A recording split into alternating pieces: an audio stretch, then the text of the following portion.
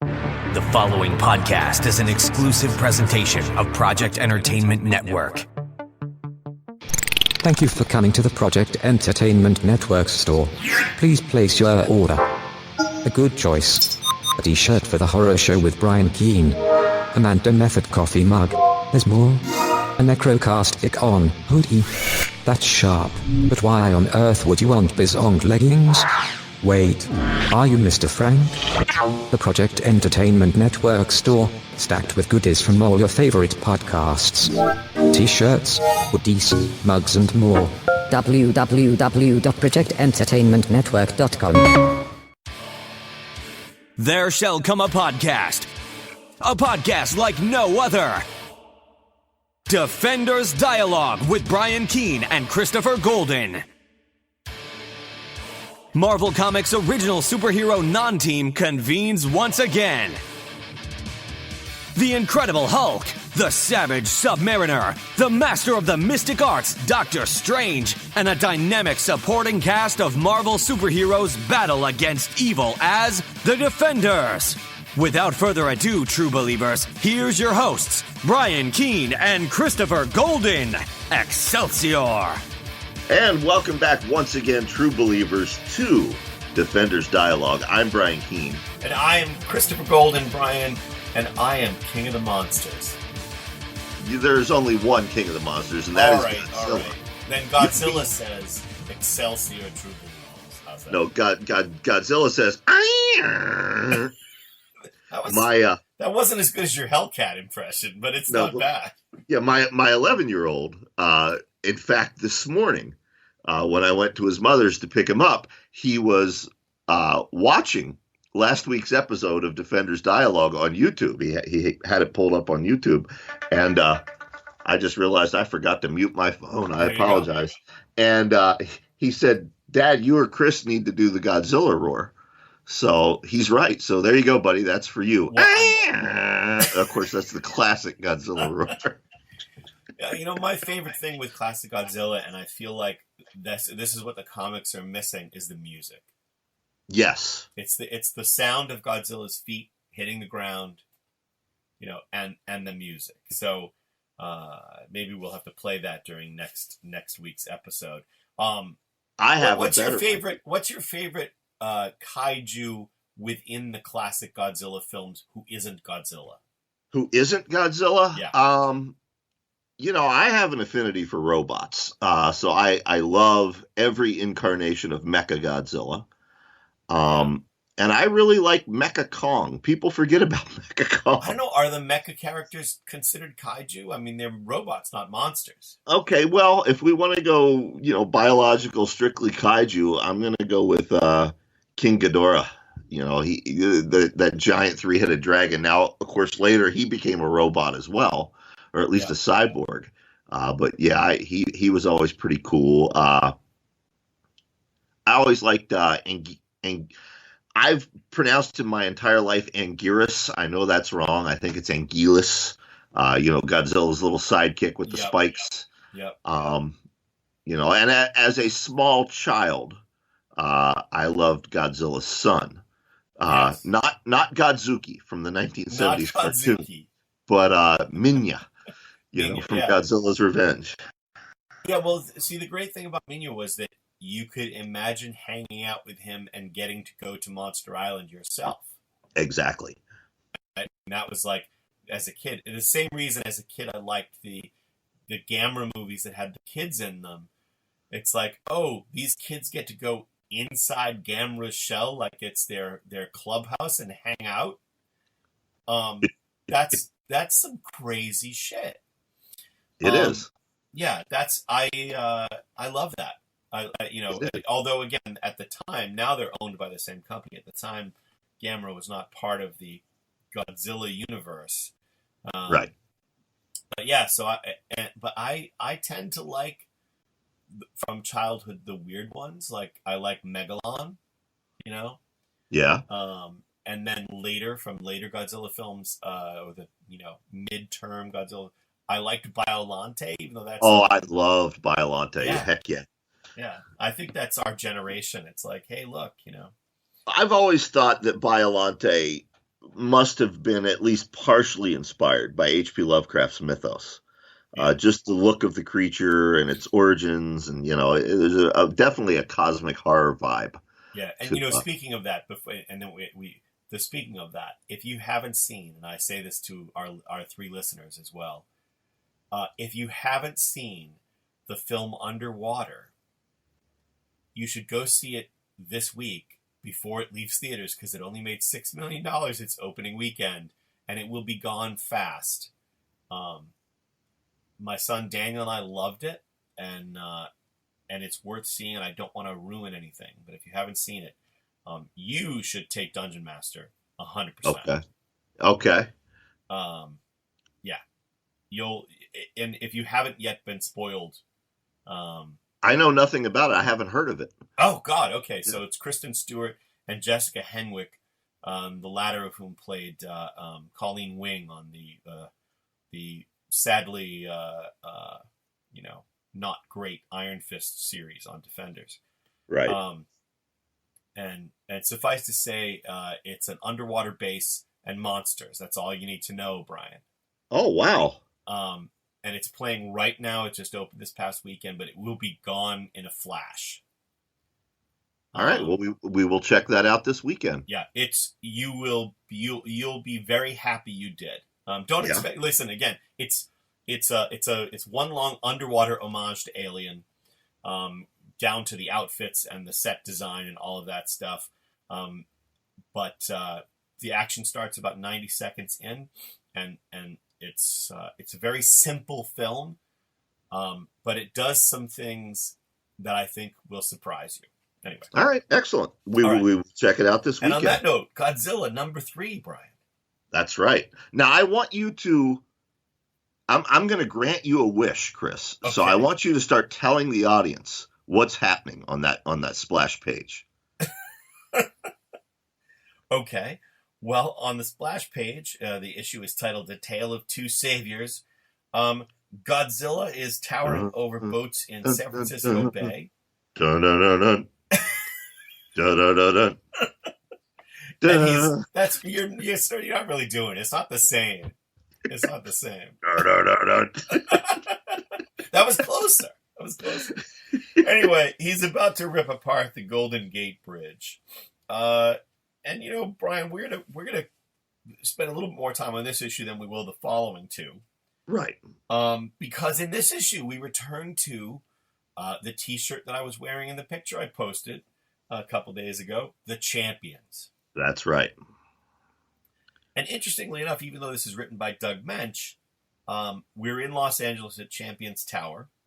5 hours by car with no traffic, 12 hours in traffic. And Hercules and the Black Widow are alone in Champions Tower, and we get, again, this kind of, I won't even call it undercurrent, the current of sexual tension between them. Yeah, this is a Marvel pairing that after the end of the Champions book, if you remember from last season of Defenders Dialogue, Champions ended with Hercules and Widow supposedly going off to adventure together. And as far as I can remember, I don't think we were ever actually shown that. I don't remember ever seeing that, and I think it'd be worth telling. Yeah, it's one of the great unrequited romances of the Marvel universe. Yeah. Yep. I think it'd be really interesting to see that. Yeah, Hercules, who is normally portrayed as a jackass, a shallow ladies' man, seems to be smitten by the widow. Oh, he tells her. He says, "'Tis strange, fair widow, to be alone with thee in a moment of such uncommon quietude." Yep. There you go. I thought after we ended our coverage of the Champions that I might not get to do my Hercules voice again, but here we are. Well, yes, and fortunately, you now probably won't ever be able to do Hellcat again. We're saved from that for the moment. In any case, much like those who wrote the Champions, Doug Munch, as you said, seems to realize that there's not a whole lot he's going to be able to do with Ghost Rider, which bums me out because Ghost Rider versus Godzilla is the story I would have liked to have seen. Right. And it's also very telling. We talked during our Champions coverage that, nobody had really gotten a handle on Darkstar, who her character was, what her motivation was, what her power set was. Yep. You notice that Doug Mensch just completely writes her out here with one word balloon. Yep. I did that. I did this trilogy a million years ago. Pardon the phone ringing in the other room. I did this a million years ago. I wrote a trilogy of X-Men novels called Mutant Empire, the very first original X-Men novels ever. And it included so many characters, but there were a couple characters I wasn't sure what to do with. And I literally did that. It was a dialogue exchange that explained why Colossus is not in the book. And it's a question and an answer, and that's it. Right. He's not there. And I love Colossus, but I didn't need him for the story. And I had so many characters. So yeah, I agree. I totally understand him doing. He in fact, he writes off both Ghost Rider and Darkstar in this because he doesn't need them. Right. Today is the day of phones on Defender. Sorry about that. Yeah. Yeah. So Hercules and Black Widow, they see the news coverage of Godzilla trashing the Golden Gate Bridge, and they realize that the champions are the closest super team. But there's somebody else in the Marvel Universe who specializes in taking down Godzilla, and that is, of course, S.H.I.E.L.D. And we transition to the outskirts of Seattle, where the S.H.I.E.L.D. helicarrier, which, as you remember from last week, is serving as the mobile headquarters for the newly formed Godzilla Squad. Right. And that's a comic book title all its own. Godzilla Squad? Yeah. We've got, Dum Dum and Gabe are basically recapping the last issues. And, we then transition, of course, basically we needed time to get the champions to San Francisco, and we see them arrive. It's Iceman, Angel, Black Widow, and Hercules. Yeah. And I also want to point out one thing that I find interesting is every time I read dialogue by Dum Dum Dugan, I think, we have to remember that this was written in the 70s. Right. And so the people who are writing these stories in the 70s, when they're writing characters like Dum Dum Dugan, you can pretty much be guaranteed they're writing their own fathers or grandfathers. Oh, absolutely. And, so I love this, have you forgotten how that stinking monster's already made us look like monkeys twice now? And that 3 strikes is all you get in Papa Dugan's book. And that he's just channeling his dad, right? Oh, yeah, absolutely. Yeah. Anyway, so the battle begins, and again, we get to this thing where it's like, well, how much do we need to discuss this? The most important thing that happens in the early going in this issue is that Godzilla goes to try to stomp on Hercules. And Hercules, this is not the Hulk, ladies and gentlemen, this is Hercules. Hercules stops that foot from coming down and then topples Godzilla in a great splash page that all I could think is it's Hercules and Godzilla in WWF wrestling. Yeah, it's a spectacular sequence. Once again, as we've talked in previous episodes, I had very little exposure to Hercules as a kid, other than his brief appearance in the Defenders, and then later on in the 80s, his 4-issue miniseries. Yeah. But reading this as an adult, little Brian would have lost his shit on this sequence. Yep. Well, again, because there's that moment in every Godzilla movie where you see the one person who trips and falls, and then Godzilla's foot comes down on them. Right. And that's about to happen to Angel, and Hercules runs in and stops that foot from coming down. It's a great sequence. Right. We then transition back to the S.H.I.E.L.D. helicarrier. Dum Dum is pissed off that the champions are engaging Godzilla, and he decides, it's bad enough they've got a goofy giant green monster to worry about, but now there's a bunch of costume clowns running around. So they need to get the San Francisco stat. We then get a transition here with Tony Stark and Tamara and Robert and Dr. Takaguchi. Do we need to cover all that? I don't think so. Just to say that, you know, they're working on the science end of things with Tony Stark, which, despite him being Tony Stark, the science end of things is never that interesting. Except we'll put a pin in this for later, Brian, for next episode, because, folks, this does lead somewhere that is interesting. This in itself is not. It does, and young Robert thinks to him, he's not impressed with Tony Stark. He thinks to himself, the security here will not be too difficult, ... So he's up to something.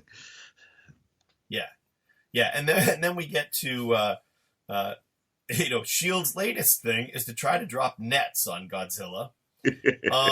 But then we get the face-to-face, between Hercules and Dum Dum Dugan.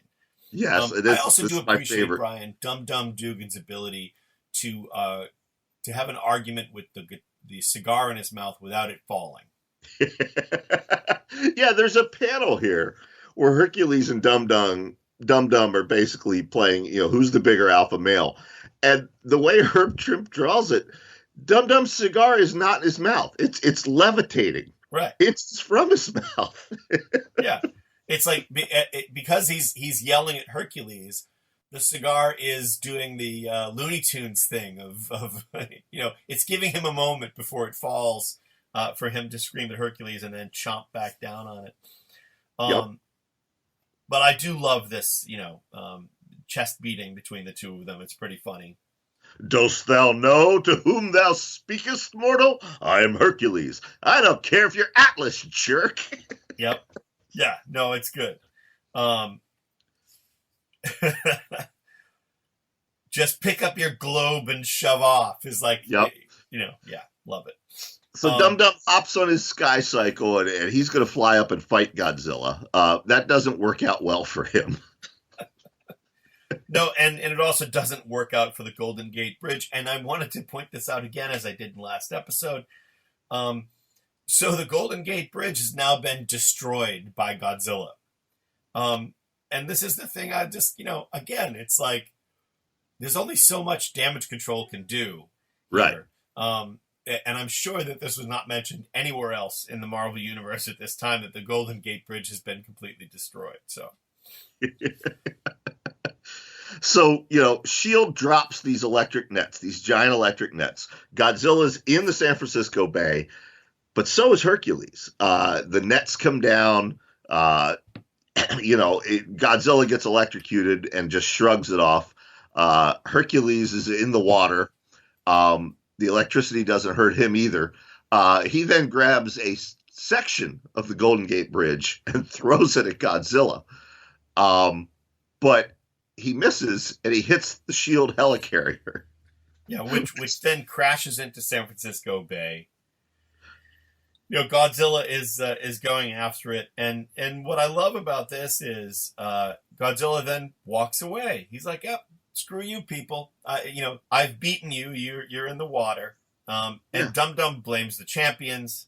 Gabe Jones reminds Dum Dum that they all share the blame.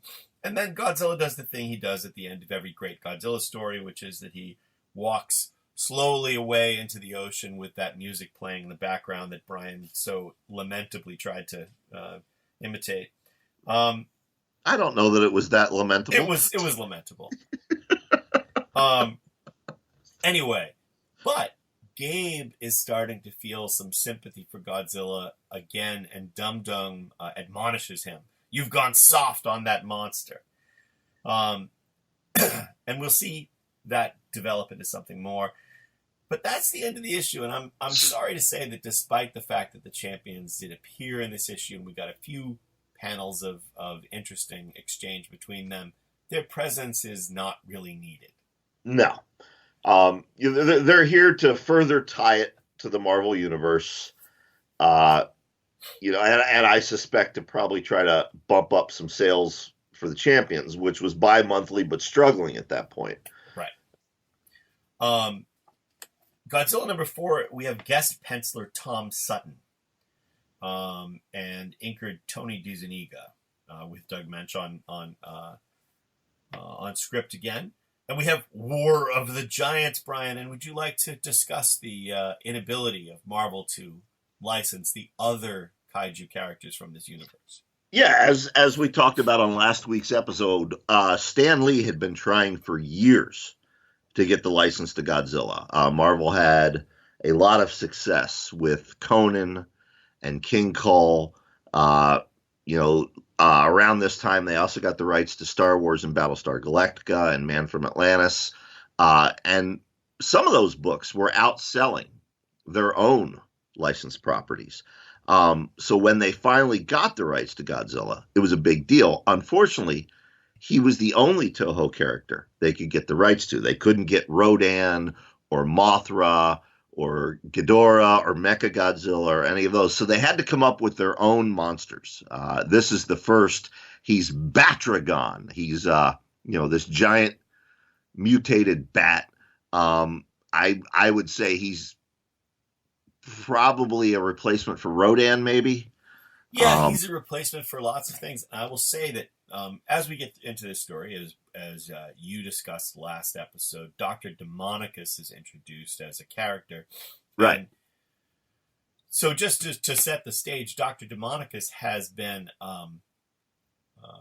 creating genetic hybrid monsters. So Batragon is part bat, part Komodo dragon, hence the Dragon part of the name, and giant. And the thing that is sad is that Batragon is actually a pretty cool monster, but there are other monsters Dr. Demonicus has created, and they're pretty much boring and not really used. And one of them is literally just Mothra, but not called Mothra because they didn't have the rights. I got to that and I was like, wait, okay, anyway. All right, so we open, Brian, with Batragon attacking a tanker ship. That's correct. I'm sorry, I was just looking cool. up to see if Batragon ever appeared again. As we've discussed, Doctor Demonicus goes on to appear up to current day Marvel Comics. He's a foe for Tony Stark and others. But this is apparently Batragon's only appearance. Yeah. Yep. Or this and that. And it's a shame because he's a pretty cool monster. He is. And we open right away with a fight between Godzilla and Batragon. And again, like I commend Tom Sutton because it's a great looking fight. And there was not much more to say about this page except it's Godzilla surfacing from the ocean and immediately engaging in warfare with an aerial combatant. Yep. And while that's going on, we see a platoon of costumed supervillain mercenaries. Basically, they're modern day pirates, and they begin siphoning oil off this oil tanker that Batragon was in the process of attacking when Godzilla showed up. Yeah, and this is not a coincidence, by the way, folks. It is part of Dr. Demonicus' plan. He sent Batragon to attack this tanker, and now that has happened, these pirates are stealing the oil, known in those days as black gold, thanks to the Beverly Hillbillies theme. No, that's not where it comes from, but in my mind, that's where it comes from. Yep. We then transition to Dum Dum and Gabe. They're discussing the previous issues, and Gabe is making the case for Godzilla. He says, if everyone started popping guns and bombs whenever I showed my face, I'd probably want to chomp down a few bridges and mountains myself. And you get a nice interplay here between the two of them. What I like, what Doug Munch does here is, he gives you a real sense of the history these two characters have. They've served together since World War II. They always sort of stand in the shadow of Nick Fury, and here we get to see them prominent in the book. Right. Yeah. Yeah, I really like the interplay between them, and again, I've the art on this series so far has been terrific. I mean, we often don't comment when it's mediocre art, but I think the art is great. Right. So then we have some interesting other stuff going on. We cut away to an office where S.H.I.E.L.D. agent Jimmy Woo is flirting with Tamara, Dr. Takaguchi's assistant. Dum Dum calls, and then we get our friend Robert asking Dr. Takaguchi if he thinks it's a problem that the Chinese American is flirting with Tamara. So I'm not sure if that's him not liking Chinese Americans or him being jealous because somebody's flirting with Tamara, even though Robert himself is basically probably, 13? Something like that, yeah. Yeah. Yep. We then transition to an Aleutian Island chain. Batragon, who Godzilla injured, is fleeing back to a dormant volcano, and Godzilla's following him. He's stalking him. Batragon flies into the volcano, and we are told that there's a glowing meteorite embedded in the floor of the volcano, which hosts other gigantic creatures, and then we see them here. They're all imprisoned with like these crackling energy bars, but it's a host of giant Marvel monsters. There's one that's most definitely a stand-in for Mothra, right? And then we see the guy who's done this, and it's the first appearance in Marvel Comics of Doctor Demonicus. Yeah, and again, I just want to say, this is one of those like great weird ideas that you see in Godzilla movies, where it's just like, well, that's weird and inexplicable. Why did they do that? That seems very strange. And the answer is always, why not? Why not use a semi-dormant volcano and a meteorite that crashed in there and a guy with the technology to breed giant hybrid monsters and cage them in the mouth of the volcano? Why not? But that's not all. Why stop there? Because we find out that Demonicus has also imprisoned the population of a peaceful Eskimo village, says the caption. They have half the people mining metal from the meteorite. The other half are catching fish and seals to feed the monsters. Yeah. Yes. Why not? And he's he kills one to make an example. Imagine Doctor Demonicus is just an incel with money. Well, we're going to find out. I can't remember if it's this issue or next issue, but as we'll find out later in this episode, he's not only an incel with money. He might be an adherent of Vox Day's brand of white supremacy as well. Oh yeah, yep. Yeah. I knew we were going to talk about that.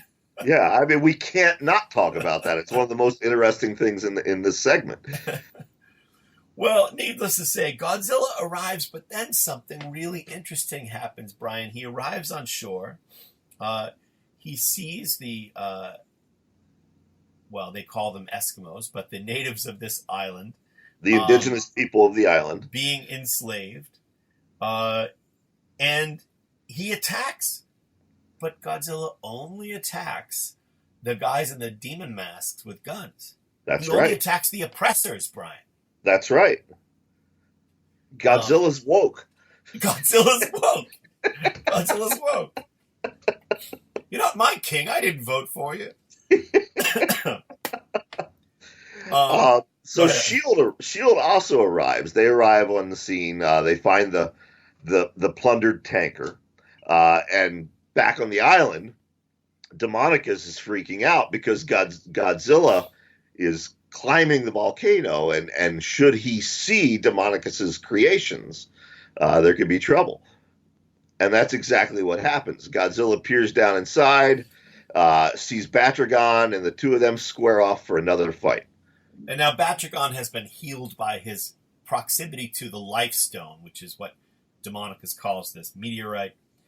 And he is so enraged by seeing Godzilla, who burnt him in their last encounter, that he smashes his way through this electric force field in order to get to Godzilla. And the The fight ensues, but it doesn't last long, Brian. No, it doesn't. Godzilla makes short work of Batragon, which is a shame. Then Godzilla climbs back up, and Dum Dum Dugan is as good as his name. Because when he flies up with Gabe in his helicopter, he sees that there's some kind of base down inside that volcano, and even though it's on the Aleutian Islands, and he has no reason to think this, he assumes that because of its location, it's an American military base. Right. And therefore, they attack Godzilla to try to protect the base, and we move to issue 5. I do want to point out that two things. First, that issue 5 is titled The Isle of Lost Monsters, but clearly whoever prepared the cover thought that that was not a good enough title. So on the cover, it's Isle of the Living Demons. That's right. And this issue 5, was the first issue of Marvel's Godzilla that I read as a child. Yeah. So this is where I came in.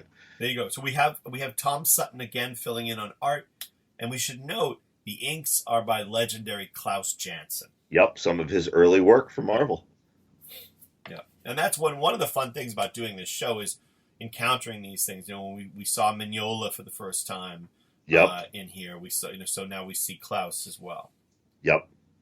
And we open right where we left off. S.H.I.E.L.D. and Godzilla are fighting it out, and Doctor Demonicus tells his men, we're not gonna do anything. We're gonna let these idiots fight it out. Yeah, we're not only going to let these, and then they let the idiots fight it out, but then the idiot known as Dum Dum actually sees the monsters down inside the volcanic throat there and realizes, hey, maybe I was too quick to assume that this was an American base. And they go to investigate. And so Demonicus knows the jig is up, and he releases the grid force field that keeps the other monsters in. So those monsters are free. Right, and those monsters are named. We have Gilaron, Leporax, and Centipore, who's a giant centipede. Yeah, and I imagine Leporax is the Mothra stand-in. Yes. And Gilaron, it basically looks like a giant lizard with a pterodactyl head. Yep. So there you go. Yep. So S.H.I.E.L.D. is very confused. Godzilla engages with all three monsters, and Gabe has had enough of Dum Dum's nonsense. He ejects from the helicopter and storms the base by himself. By himself. He's like, enough dealing with you. So he goes from his old friend, whom he's known for decades, and who has shown himself previously to be slightly racist, into one-on-one combat with Doctor Demonicus, who immediately shows himself to be way more racist. Yeah, Gabe lands in Demonicus's headquarters, and Demonicus's first words to him are, "Freeze, black man." Yes, and then the rest of the issue, Doctor Demonicus continues to refer to Gabe only by that phrase. Yeah. And there's a nice dialogue here by Doug Mensch. Gabe tells him, sorry for dropping in like this. Hope it doesn't spoil the neighborhood. Again, in the historical context for our younger readers, in the 70s, the big thing was, what did they call it, Chris? White flight, right? Yeah. Where, people of color would move into a neighborhood and supposedly the white people would all move out. That's what Gabe's referring to here. For those who say they don't want politics in their Marvel comics, once again, politics have always been in your Marvel comics. 1,000%. Politics, because you were 8 years old. Been. Yes. Yeah.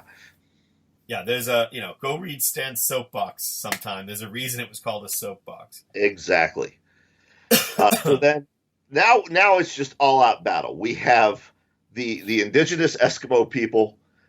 We have Dr. Demonicus's mercenaries, and then we have S.H.I.E.L.D. agents. Okay, so they're all fighting it out on the ground.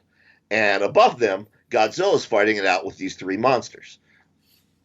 There you go. And then we get the flashback to here's what I love about this. we grew up in an environment where it was totally common in comics and in films and television for the hero to be incapacitated and for the villain to then give a long spiel where they give away their plans and their origins and all this stuff. And then Gabe says, "You got the upper hand, so why don't you at least tell me who you are, how you did all this?"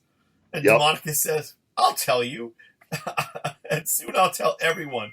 And I love the fact that Gabe's thought balloon says, "Looks like my stalling tactic's going to work." So Munch is acknowledging the fact that this is a sort of tired mechanism, but he needs to get to this flashback, and he does. And we'll just go over that very quickly. Demonicus was a scientist. He was a geneticist. We don't find it out here, but we find out later that once again he worked for Tony Stark and thought that Tony treated him poorly. But he had an accident, a radioactive spill, put him in the hospital, and he suffered a mental breakdown. There's got to be a whole convention's worth of guys who have that as their origin. Dude, that's every convention I go to. No, but I mean, who have as their origin? They worked for Tony Stark. They thought that they were mistreated by Tony Stark, and they became a villain. I mean, there must be dozens of supervillains with that as their origin, right? Oh, I'm not joking. Like, I've always said, the Deadly Foes of Spider-Man series, they should do something like that for the Iron Man office, which is a bunch of supervillains, all of whom have used been to work for Stark. By Tony Stark. Yeah. Yeah, ex-employees of Tony Stark. Yeah. So anyway, Demonicus comes to this island and gets this meteor, which he's turned into something called his Life Stone. And he's explaining this to Gabe, and then we transition back to the battle. And we get some fun, actually, because the Mothra thing is attacking the small chopper that Dum Dum is flying. And we get some fun with this. I mean, it's a lot of fun Dum Dum dialogue, Dum Dum in action. He perching like Spider-Man outside the helicopter shooting at the thing, even though now there's no one flying the chopper. It's some fun stuff. And then we get some more about the history of Doctor Demonicus. Yep. And we learned that he really is just a racist scumbag. He talks about, quote, the stupid Eskimos and all this other. But yeah, basically, this meteor, he can use it to mutate living forms. So he makes all the giant monsters, and basically he's going to use these giant monsters to take over the world. Yeah. And I love the fact that he says, when he sees that Godzilla's killing his creations, he says, "I must go to his aid, save his life, battle Godzilla myself." So Dr. Demonicus is going to go out there and take on Godzilla hand to hand. I mean, he's a piece of shit, but he's got balls. I'll give him that. So then Gabe just starts kicking ass. He beats the hell out of Demonicus's followers and then takes on Demonicus directly himself. Yep. And meanwhile, Dum Dum is stuck in battle with the Mothra stand-in. Yeah. Dum Dum in his helicopter fighting the Mothra stand-in. The giant moth is about to slam him into the side of the mountain when Godzilla seemingly comes to his aid. Yeah, how strange. Yeah. Godzilla saves Dum Dum. And it seems like that must be just a coincidence, Brian. Right. Except then, Dum Dum's on the ground, and Godzilla comes in, leans in as if he's going to blast fire in Dum Dum's face. But instead, he lowers his head, and according to Dum Dum, he smiles. He sniffs Dum Dum and smiles, and then he walks off. That's right. Once again, as he does in every Godzilla movie, he walks off into the water, and the the indigenous people are saved. S.H.I.E.L.D. mops up Demonicus's troops, and everybody's arrested, and that's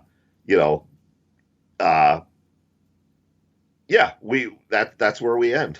Yeah, and again, I think it's interesting now because we're setting up for Godzilla to do something different. They're giving him, just like they did in the older Godzilla movies, we don't know what his modus operandi is. Instead of just being a terrorizing villain, sometimes he's the hero, and that complication is going to continue. And I have this for you, my friend. There we go. There it is. You're listening to American Top 40. More tragedy in the news today. Kim Kardashian has a new baby. What the hell? There's nothing good to listen to. Hey, wait, what's this? You gotta roll that out. See, it makes me do weird things. I don't like it. God damn it. I'd be going down on myself? Shit. Hey guys, it's Bill, Mick, Maya. and Junior. from the Unsupervised Podcast. Check us out every Thursday on the Project Entertainment Network. Take a break from the stress of the world and come have a laugh with or at us. Bill. My Favorite Story, a podcast author anthology featuring short fiction from the hosts of the Project Entertainment Network shows. Three guys with beards: Jim Moore, Jonathan Maybar, and Chris Golden. Tom Clark from Necrocast on Brian Keene of The Horror Show. Chuck Buda and Armand Rosamilia of the Mando Method. Mary San Giovanni of Cosmic Shenanigans. Jay Wilburn from Matters of Faith. John Urbancic of Ink Stains. Biz Zung's Mr. Frank. Available on Kindle and in paperback and through the Project Entertainment Network store. www.projectentertainmentnetwork.com. This has been an exclusive presentation of the Project Entertainment Network.